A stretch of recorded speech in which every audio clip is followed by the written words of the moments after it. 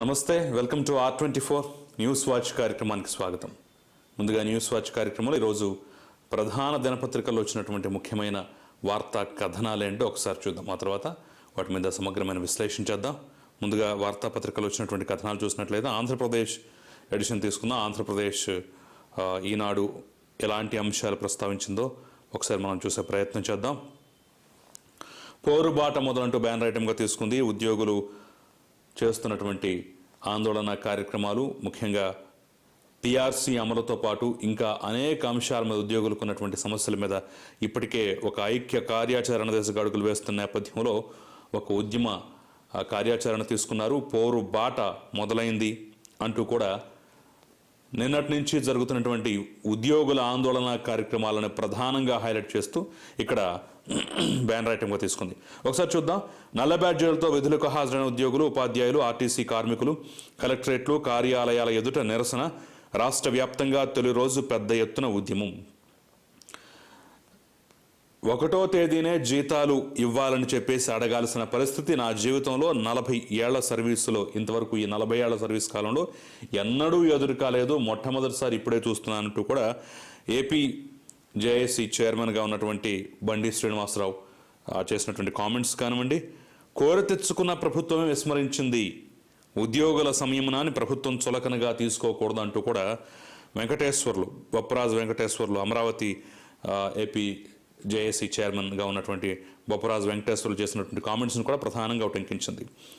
ప్రధానంగా ఉద్యోగులందరూ పోరుబాట పట్టారు, రోడ్డెక్కారు, నిరసన కార్యక్రమాలు చేస్తున్నారు, ఆందోళన కార్యక్రమాలు చేస్తున్నారు.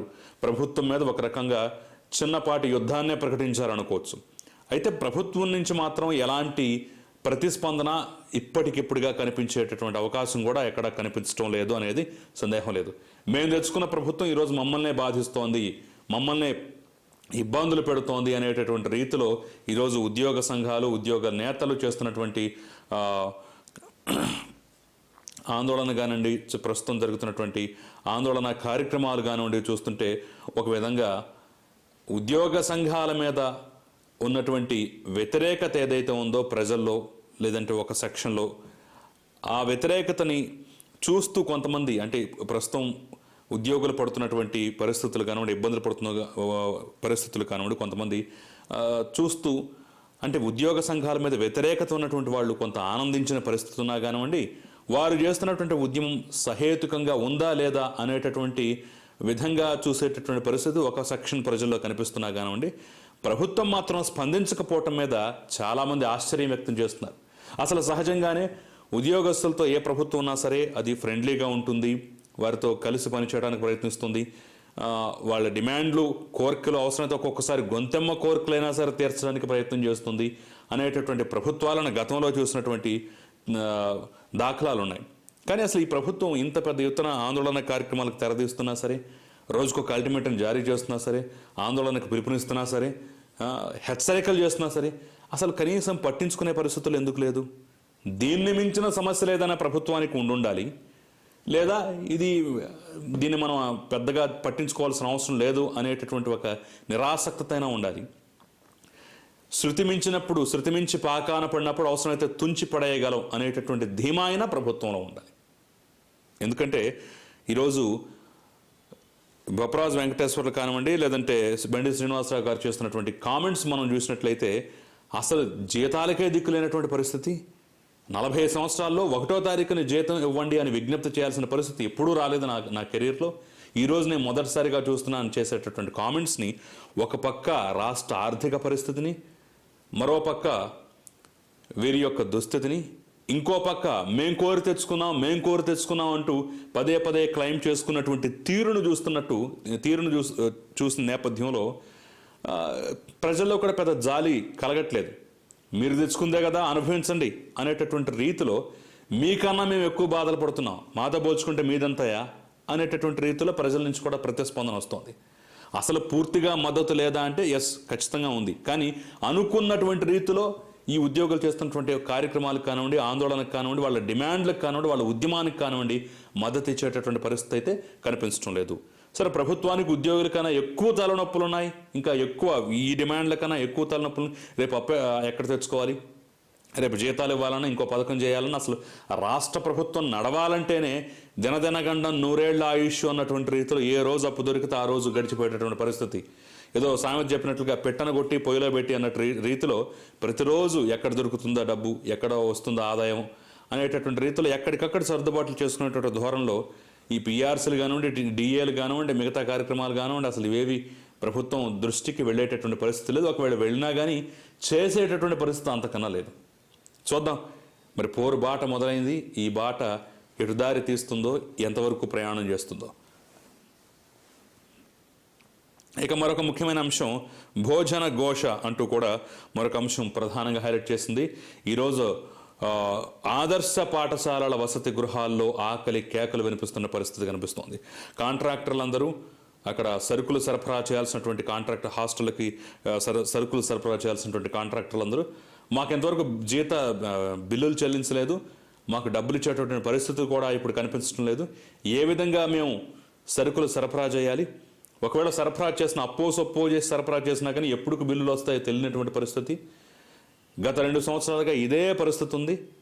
మేము ఇంకా సరుకులు సరఫరా చేసేటటువంటి అవకాశం లేదు, మేము బంద్ చేస్తున్నాం, బిల్లు చెల్లిస్తేనే మేము సరుకులు సరఫరా చేస్తాం, లేదంటే మీ చావు మీరు చావండి అనేటటువంటి రీతిలో కాంట్రాక్టర్లు అందరూ చేతులెత్తేశారు. ముఖ్యంగా కడప జిల్లాలో మొదటిసారికి ఈ పరిస్థితి కూడా కనిపిస్తోంది అనేటటువంటి రీతిలో కూడా మనకి వార్తా కథనాలు వస్తున్నాయి. సరే, కొన్ని చోట్ల ప్రిన్సిపల్స్ ఏదో విధంగా అప్పు తెచ్చో తమ జేబులో డబ్బులు ఇచ్చో ఏదో విధంగా బండి నడిపించే ప్రయత్నం చేసినా కానీ ఎంతకాలం అని మేము చేస్తాం, మా వల్ల కూడా కాదంటూ వాళ్ళు కొంతకాలం ఏదో నడిపించిన తమ సొంత డబ్బులు పెట్టో లేదంటే అప్పులు చేసో ఏదో విధంగా తీసుకొచ్చి అక్కడ సరుకులు తీసుకొచ్చే ప్రయత్నం, వాళ్ళ అక్కడ ఉన్నటువంటి విద్యార్థుల ఆకలి తీర్చే ప్రయత్నం చేసినా సరే దీర్ఘకాలం మేము కొనసాగించలేం, మా వల్ల కాదు అంటూ వాళ్ళు కూడా చేతులు ఎత్తేసిన పరిస్థితి క్లియర్గా కనిపిస్తోంది. ఆదర్శ పాఠశాలల్లో ఆ ఆదర్శం అనేది కనుమరుగైపోతుంది. ప్రభుత్వం పట్టించుకోకపోవడంతో చాలామంది ఈ వసతి గృహాల నుంచి, హాస్టల్స్ నుంచి వెళ్ళిపోతున్న పరిస్థితి. కొంతమంది అయితే అక్కడ ప్రిన్సిపాల్సే చెప్తున్నారు, వెళ్ళిపోండి మీరు ఇక్కడి నుంచి, మీకు భోజనం పెట్టే పరిస్థితి కూడా లేదు, ఎందుకు ఇక్కడ ఉంటాం, ఆకలి కేకలు తప్ప మరొకటి ఉండదు, వెళ్ళిపోండి అంటూ వాళ్లే దారి చూపిస్తున్న పరిస్థితి కనిపిస్తోంది. మొత్తానికి ఒక రంగం అని కాదు, ప్రతి రంగంలోనూ ఆంధ్రప్రదేశ్లో సంక్షోభం ఉంది, కనిపిస్తోంది అని చెప్పడం ఎలాంటి సందేహం లేదు. అక్కడ ఇక్కడని కాదు, వాళ్ళు వీళ్ళని కాదు. ఈరోజు వసతి గృహాలు, సంక్షేమ హాస్టల్స్లో కానీ ఆదర్శ పాఠశాల వసతి గృహాల్లో ఈ విధమైనటువంటి పరిస్థితి గతంలో ఎన్నడూ చూడలేదు. అసలు ఇలాంటి హాస్టల్స్కి ప్రభుత్వం మొదటి ప్రాధాన్యత ఇస్తుంది. ఎందుకంటే విద్యారంగం మీద, విద్యార్థుల యొక్క భవిష్యత్తు మీద ఎలాంటి వ్యతిరేక భావం ఉండకూడదో, అది సమాజం మీద తీవ్రమైనటువంటి ప్రభావం చూపిస్తుంది, పెద్ద ఎత్తున వ్యతిరేకత వస్తుంది. కాబట్టి ముఖ్యంగా ఇలాంటి అంశాల్లో కొంత జాగ్రత్తలు పాటించాలి అనేటటువంటి రీతిలో ఉంటుంది.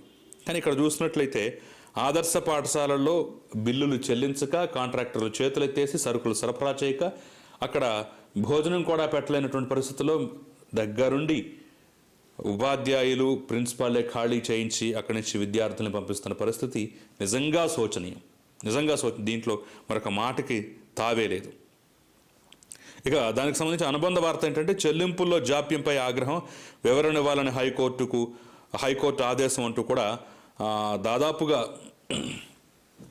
2019 నుంచి కూడా ఉన్నటువంటి పెండింగ్ బిల్లుల్లో చెల్లింపులకు సంబంధించి జాప్యం చేస్తున్నారు. 2 సంవత్సరాలు గడిచిపోయినా సరే, 2.5 సంవత్సరాలు గడిచిపోయినా సరే ఎందుకు ఇంతవరకు బిల్లులు చెల్లించలేకపోతున్నారు? హైకోర్టు ఉత్తర్వులు ఉన్నా సరే ఎందుకు మీరు బిల్లులు చెల్లించడం లేదు అనేటటువంటి రీతిలో హైకోర్టు ఆగ్రహం వ్యక్తం చేసింది.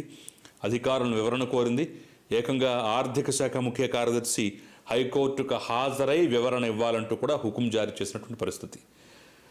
గతంలో లేనటువంటి పోకడలు సరే ఉన్నా కానీ ఇంకా విస్తృతమైనటువంటి పోకడలు ఇప్పుడు మనం చూస్తున్నాం. ఏకంగా సాక్షాత్తు డీజీపీ దగ్గర నుంచి, సిఎస్ దగ్గర నుంచి, అధికారుల దగ్గర నుంచి, ఆర్థిక శాఖ కార్యదర్శుల దగ్గర నుంచి, ప్రిన్సిపల్ సెక్రటరీల దగ్గర నుంచి ప్రతి ఒక్కళ్ళు కోర్టుకు హాజరై కోర్టు ముందు చేతులు కట్టుకొని తల ఉంచుకొని ఎస్ మా వల్ల తప్పు జరిగింది, ఈ తప్పు చేశాం అని చెప్పేసి ఒప్పుకోవాల్సిన పరిస్థితి, కోర్టు చివాట్లు పెట్టాల్సిన పరిస్థితి, ఏకంగా కొంతమంది ఐఏఎస్ అధికారులకి జైలు శిక్షలు విధించినటువంటి పరిస్థితి. గతంలో లేనటువంటి పోకళ్ళు. గతంలో సరే అప్పుడు 2004 నుంచి 2009 వరకు ఉన్నటువంటి పరిపాలనా కాలంలో, ఆ తర్వాత జరిగినటువంటి పరిణామాల నేపథ్యంలో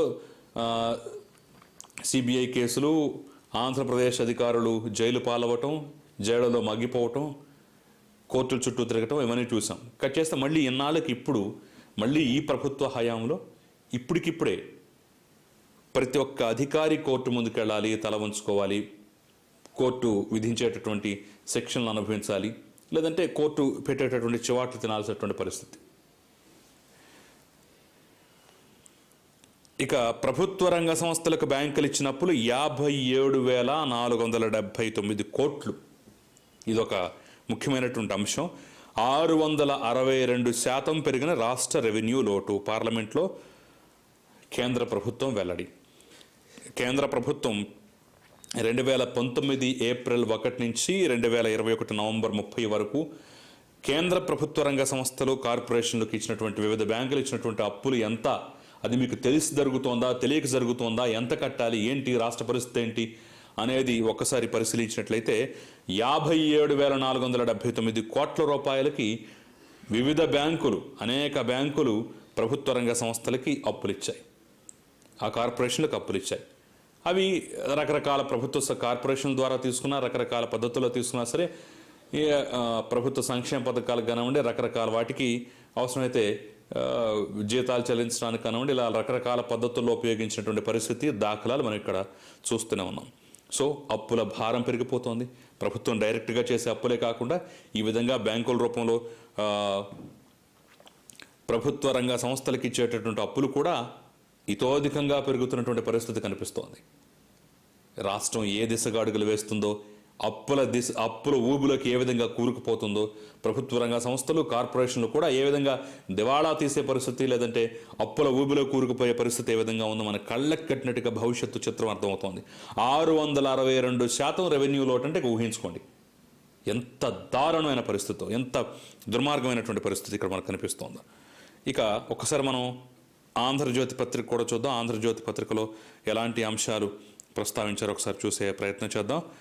చీఫ్ సెక్రటరీ చీప్ లెక్కలు అంటూ కూడా బ్యానర్ ఐటమ్గా తీసుకుంది. వారం వారం మద్యంపై నేరుగా సమీక్షలు, సేల్స్ పెంచాలని కలెక్టర్లకు ఆదేశాలు, ప్రాంతాల వారీగా అమ్మకాలపై రివ్యూ, సేల్స్ ఎందుకు తగ్గాయంటూ ప్రశ్నలు, బడ్వైజర్ బీరు పంపాలన్న ఐఏఎస్లు, ఉన్నవే అమ్మి సొమ్ములు ఇవ్వాలన్న సీఎస్, లిక్కర్ సేల్స్ మెన్లా మారారని వాపోతున్న జిల్లా కలెక్టర్లు, గతంలో ఎస్పీలతో రివ్యూ, తీరు నచ్చక ఐపీఎస్ల డుమ్మా. చీఫ్ సెక్రటరీ ఏకంగా సేల్స్ మెన్ లాగా మారిపోయినటువంటి పరిస్థితి. సేల్స్ పెంచాలి, ఇంకా అమ్మకాలు పెంచాలి, ప్రజలకు ఇంకా కిక్కెక్కించి వాళ్ళ దగ్గర నుంచి ఎక్కువ మొత్తంలో గుంజాలి, అవంతా ఖజానాకి జమ చేయాలి, దాని ద్వారా ఆసరా, అమ్మఒడి లాంటి పథకాలు నడిపించాలి. ఇది తీరు. చీఫ్ సెక్రటరీ స్థాయిలో ఉన్నటువంటి అధికారి ప్రతిరోజు లెక్కర్ సేల్స్ మీద రివ్యూలు జరిపించాల్సిన పరిస్థితి. ఎక్కడ అమ్మకం తక్కువగా ఉంది, ఎక్కడ అమ్మకం ఎక్కువగా ఉంది, అమ్మకం తక్కువ ఉన్న చోట ఇంకా పెంచాలనేటటువంటి ఆదేశాలు, అమ్మకం బాగా ఎక్కువగా జరుగుతున్న చోట అదే కంటిన్యూ చేయాలి అంటూ ప్రశంసలు. ఇది ఏదో ఒక వైన్ షాప్ ఓనర్ మాట్లాడినటువంటి రీతిలో మనం మాట్లాడుకోవాల్సిన పరిస్థితి. వైన్ షాప్ ఓనర్, ఒక బార్ ఓనర్ చేసేటటువంటి తీరులో ఈరోజు చీఫ్ సెక్రటరీ మసులుకుంటున్నారంటే దౌర్భాగ్యకరమైన విషయం. అంతకుమించి మరొక మాటలు లేవు. గంటకు 10 కోట్లు మద్యం అమ్మకాలపై ఇది టార్గెట్. సో రోజుకి 84 కోట్లు, గంటకు 10 కోట్ల లెక్క ఆంధ్రప్రదేశ్లో మద్యం సేల్స్ జరగాలని ఒక టార్గెట్ ప్రభుత్వం పెట్టుకుంది. సో రోజుకి 84 కోట్లు అంటే ఇక నెలకొచ్చేసి 2,500 కోట్లు మద్యం అమ్మకాలపై సర్కారు లక్ష్యం. ఒక పక్క నిషేధం, మేము బెల్ట్ షాపులు లేకుండా చేస్తున్నాం, ఉన్నటువంటి వైన్ షాపుల సంఖ్య కూడా క్రమక్రమంగా తగ్గిస్తాం అంటూ ఒక పక్క సంపూర్ణ మద్యపాన నిషేధం అంటూ ఒక పక్క మాటలు చెప్తూ ఎన్నికల్లో హామీ ఇచ్చి గెలిచేసిన తర్వాత ఇప్పుడు సంపూర్ణ మద్యపాన నిషేధం కదా, పూర్ణ మద్యపానం దిశగా ప్రతి ఒక్కళ్ళు తాగాలి అనేటటువంటి రీతిలో, తాగితేనే మీకు ప్రభుత్వ పథకాలకు డబ్బులు వస్తాయి అంటూ కూడా చెప్తున్నటువంటి తీరు, అమ్మఒడి, ఆసరా వంటి పథకాలని కొన్నిటిని ఈ మద్యం అమ్మకాల ద్వారా వచ్చేటటువంటి డబ్బును వాడాలి అంటూ దానికి అనుబంధంగా మార్చేస్తూ, దానికి అటాచ్ చేస్తూ, ఆ డబ్బు మొత్తాన్ని పూర్తిగా దీంట్లోనే ఈ పథకాలకి అటాచ్ చేయాలంటూ తీసుకున్నటువంటి నిర్ణయం కానివ్వండి, ఇవన్నీ చూసినట్లయితే ఇక్కడ సంపూర్ణ మద్యపాన నిషేధం కాదు, ఇంకా మద్యం పెంచాలి, మద్యపానం ఇంకా పెంచాలి అనేటటువంటి రీతిలో ఇంకా ఎక్కువ తాగాలి, తాగి ఓగాలి, తోగాలి, ప్రభుత్వ ఖజానా ఎప్పుడూ గలగల్లాడాలి అంటూ కూడా ఉన్నటువంటి తీరును మనం చూస్తున్నాం. ఇక నిరసన హోరు, డిమాండ్ల సాధన కథం తొక్కిన ఉద్యోగులంటూ కూడా మనకి ప్రధానంగా ఇచ్చింది.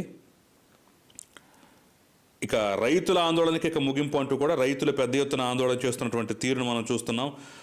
రైతు చట్టాలకు వ్యతిరేకంగా ఇప్పటికే రైతు చట్టాలు వెనక్కి తీసుకున్నటువంటి నేపథ్యంలో ఇక మిగిలిన భవిష్యత్తు కార్యాచరణ కూడా ఎంఎస్పీకి కూడా మేము మద్దతు ధరకు సంబంధించి కూడా అవసరమైతే చట్టం చేస్తాం, చట్టబద్ధతకి మేము కట్టుబడి ఉన్నామంటూ కేంద్రం ప్రకటించినటువంటి నేపథ్యంలో ఇటు రైతులు కూడా తమ ఆందోళన విరమించే దిశగా అడుగులు వేస్తున్నట్టుగా తెలుస్తోంది. కీలక ముగింపు దశకు రైతు ఉద్యమం వచ్చినట్లుగా అయితే తెలుస్తోంది. దానికి సంబంధించి ఇంకా చర్చలు జరుగుతున్నాయి.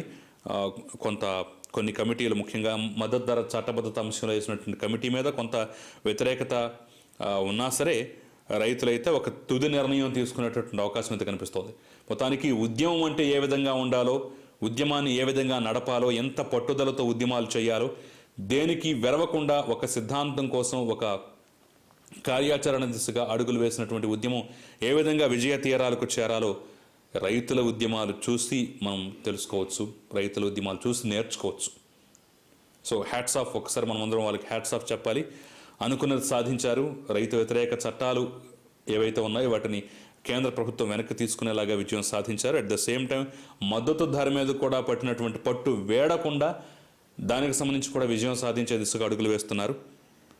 మనం అందరం పాల్గొన్నటువంటి రైతులకి అభినందన చెప్పాలి.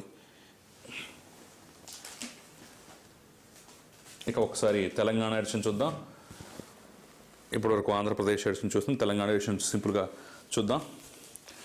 ఇక స్కాములంటూ నిత్యం వెలుగు చూస్తున్న అనేక మోసాలు, సామాన్యుల ఆశే మోసగాళ్లకు పెట్టుబడి, అంతకంతకు పెరుగుతున్న ఆర్థిక నేరాలు అంటూ కూడా అనేక రకాలైనటువంటి సైబర్ నేరాలు పెరిగిపోతున్నాయి తెలంగాణలో. మిగతా నేరాల సంఖ్య కొంత తగ్గుదల ఉన్నా, తగ్గుముఖం పడుతున్నా సరే ఈ నేరాలు అంతకంతకు పెరిగిపోతున్న పరిస్థితి కనిపిస్తుంది. అనేక రకాలుగా ఫోన్లు చేసి లోన్లు ఇస్తామంటూ కూడా, లేదంటే గొలుసు కట్టు వ్యాపారాలంటూ కానివ్వండి, గొలుసు కట్టు మోసాలంటూ కానివ్వండి, ఇక రకరకాలుగా మనకి స్కీముల పేరుతో సామాన్యులకి ఆశ చూపించి తీయనైనటువంటి మాటలు చెప్పి, మంచి మాటలు చెప్పి, మీరు ఈ విధంగా ఈ స్కీమ్లో చేరితే ఎంత లాభం ఉంటుందని, లేదంటే మేము లోన్ ఇస్తాం దీని ద్వారా మీరు ఈ విధంగా బాగుపడవచ్చు అంటూ, చాలా తక్కువ వడ్డీ అంటూ ఇలా రకరకాల మాటలు చెప్పి చివరికి అసలు కార్యరంగంలోకి దిగిన తర్వాత వాళ్ళు చెప్పినటువంటి మాటలకి చేతలకి పొంతన లేకుండా ఉన్నటువంటి తీరు కానివ్వండి, ఇలా ఈ మాయా వలలో సామాన్యుడు చిక్కుకుని చివరికి ఆత్మహత్యలు చేసుకుని చనిపోయేటటువంటి పరిస్థితులు మనకు కనిపిస్తున్నాయి.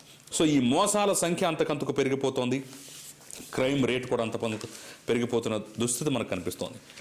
దానికి సంబంధించి ప్రధాన అంశంగా తీసుకుంది. ఇక శీతాకాల సమావేశాల బహిష్కరణ అంటూ కూడా, ధాన్యం కొనుగోళ్లపై ఇక ప్రజాక్షేత్రంలోనే మేము పోరాడతామంటూ కూడా మిగిలినటువంటి కాలాన్ని మొత్తాన్ని ప్రస్తుతం శీతాకాల పార్లమెంట్ సమావేశాలని పూర్తిగా బహిష్కరిస్తున్నటువంటి పరిస్థితి కనిపిస్తోంది. టీఆర్ఎస్ పార్టీ ధాన్యం కొనుగోళ్లకు సంబంధించి స్పష్టత లేదు, ధాన్యం కొనుగోలులో కేంద్రం మొండి వైఖరి ప్రదర్శిస్తోంది అంటూ కూడా మొదటి నుంచి చెప్తున్నటువంటి నేపథ్యంలో మొత్తానికి సమావేశాలు బహిష్కరించేసింది. ఇక తాడో పేడో తెలుసుకుంటాం, ప్రజాక్షేత్రంలోనే మా కార్యాచరణ ఉంటుందంటూ కూడా చెప్పినటువంటి పరిస్థితి. ఆంధ్రజ్యోతి చూద్దాం. టీఆర్ఎస్ ఎంపీల బహిష్కరణ అంటూ కూడా పార్లమెంట్ బహిష్కరించిన అంశాన్ని ప్రధానంగా ప్రస్తావించింది. ఇక స్వచ్ఛంద పంట విరామం, వరి వద్దనటంతో యాసంగిలో ఆయకట్టు కింద బీళ్లు, బురద పొలాల్లో ఆరుతడి పంటల సాగు అసాధ్యం, రైతుల్లో ఇదే భావన, ఏ పంట వేయొద్దని నిర్ణయం, జోగులాంబ గద్వాల జిల్లాల అన్నదాతల యోచన, వరి వద్దంటే కౌలు రైతులకు గిట్టుబాటు ఎలా, ఆరుతడి పంటల విత్తనాల మద్దతుపై స్పష్టత ఏది, ఆ పంటలతో పనిముట్లు కూలీల ఖర్చు ఎక్కువే, అసలు సమస్య ప్రణాళిక లోపమే, నీళ్లు ఆపిన బురదగానే పొలం, ఏడాది పాటు విరామం ప్రకటిస్తూనే ఆరుతడికి ఆయకట్టుకు సిద్ధమంటూ కూడా క్రాప్ హాలిడే దిశగా తెలంగాణలో రైతాంగం కొంతవరకు ఆలోచన చేస్తోంది అనేటటువంటి అంశం స్పష్టమవుతుంది. ఎందుకంటే యాసంగిలో వరి వద్దంటున్నారు. వరి వద్దంటే ప్రత్యామ్నాయ పంటల వైపు మళ్ళటం అంత సులభం కాదు. ప్రతి ఒక్క పొలంలోనూ ప్రత్యామ్నాయంగా, అంటే వరికి ప్రత్యామ్నాయంగా మరొక పంట వేయటం అనేది ప్రతి ఒక్క చోట సాధ్యమైనటువంటి పరిస్థితి ఉండదు. ముఖ్యంగా బురద పొలాల్లో ప్రత్యామ్నాయ పంటల వైపు అడుగులు వేయటం అనేది కొంతవరకు కష్టంతో కూడుకున్న పని. ఇక ప్రభుత్వం చెప్పేటటువంటి వేరే రకాలైనటువంటి పంటలు వేసినా కానీ దానికి ఇంకా కొత్త సమస్యలు ఉన్నాయి. కూలీల ఖర్చు దగ్గర నుంచి, యంత్ర పరికరాలు సమకూర్చుకోవడం దగ్గర నుంచి ఇంకా ఎక్కువ పెట్టుబడి అయ్యేటటువంటి అవకాశం ఉంటుంది. సో ఇది కూడా భారంగా పరిణమించేటటువంటి అవకాశం ఉంది. కాబట్టి అసలు ఇవేమీ లేకుండా క్రాప్ హాలిడే ప్రకటిద్దాం అనేటటువంటి ఆలోచనలో రైతాంగం ఉన్నట్టుగా అయితే తెలుస్తోంది. సో కేంద్ర రాష్ట్ర ప్రభుత్వాల యొక్క వైఖరి, వారి మీద వీరు, వీరి మీద వారు సాకులు చెప్పుకుంటూ ధాన్యం కొనుగోలులో జరుగుతున్నటువంటి గందరగోళ పరిస్థితులు, ఇంకా ధాన్యం పూర్తి స్థాయిలో కొననటువంటి పరిస్థితి, పూర్తిగా మార్కెట్ యార్డుల్లో మురిగిపోతున్నటువంటి పరిస్థితి, ప్రకృతి వైపరీత్యాలు, వర్షాలు పడి చాలా చోట్ల ధాన్యం తడిసిపోయి మొలకలెత్తినటువంటి పరిస్థితి, రంగుమారినటువంటి పరిస్థితి, ఇన్ని కష్టాల మధ్య పంట పండించి చివరికి గిట్టుబాటు ధర లేక ధాన్యం కొనుగోలు జరక్క రైతు కొనారెళ్ళిపోతున్నటువంటి నేపథ్యంలో ఇక మీదట ప్రస్తుతం ప్రభుత్వం అసలు వరి వెయ్యొద్దు, ప్రస్తుతానికి యాసంగిలో మీరు వరి వెయ్యకండి అనేటటువంటి క్లియర్ కట్ ఇన్స్ట్రక్షన్స్ ఇచ్చినటువంటి నేపథ్యంలో రైతాంగం ఆలోచనలో పడింది. అవసరమైతే క్రాప్ హాలిడే ప్రకటిద్దాం అనేటటువంటి నిర్ణయం తీసుకుంది. మరి ఈ నిర్ణయం రేపు ఏ దిశగా అడుగులు వేయబోతోంది?